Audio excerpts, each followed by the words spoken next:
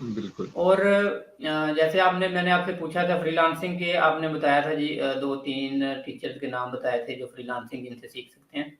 इसी तरह कुछ ऐसी कोई 3 बुक्स कोई रिकमेंड कर दें कि जिनको पढ़ के हमारा एक तो अखलाकियात की बड़ी कमी है, इसको मैं कहता हूँ कि अखलाकियात कुछ सीख सकें और कुछ सक्सेस स्टोरीज़ जिसमें से जो है उनको अडॉप्ट कर सकें। अब मैंने यहाँ एक बात बताऊँ, इस हवाले से ना मैं काफ़ी पीछे हूँ, तो मुझे लगता है कि मुझे भी मज़ीद मुताला करना चाहिए।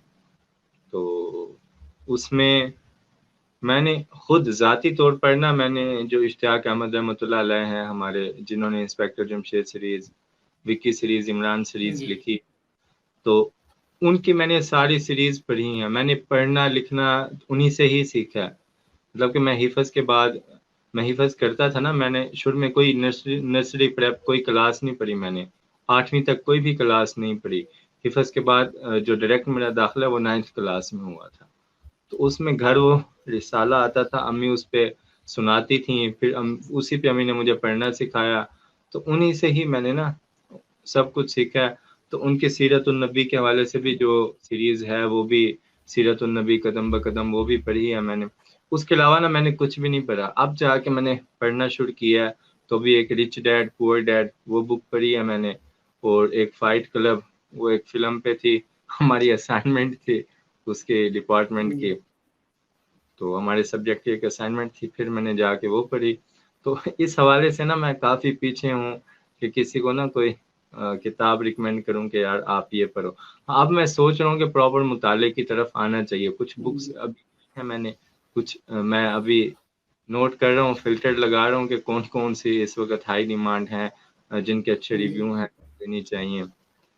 तो जी, इसमें ये होता है ना जी, ये हमारे पाकिस्तान में ख़ासकर हमारी सारी नेशन का ही ये इश्यू है कि हम बुक रीडिंग बहुत कम करते हैं। मैं जब अभी 2011 में यूके में गया, तो वहाँ पे मैंने देखा जाके कि जो गोरे हैं, वो ट्रेन में बैठे हुए हैं पढ़ रहे हैं, और उनमें मुताला हाथों में वो पकड़े हुए हैं आईपैड्स वगैरह और उनमें बुक्स की हुई हैं उन्होंने और मुसलसल बैठे जो हैं, बातें कोई भी नहीं कर रहे, इतना सुनसान, कोई बंदा किसी से बात नहीं कर रहा है, ऐसे जैसे लाइब्रेरी में बैठ गए हैं। ट्रेन में ये हाल है कि हर बंदा अपना जो मोबाइल के ऊपर या आईपैड के ऊपर बुक रीडिंग कर रहा है।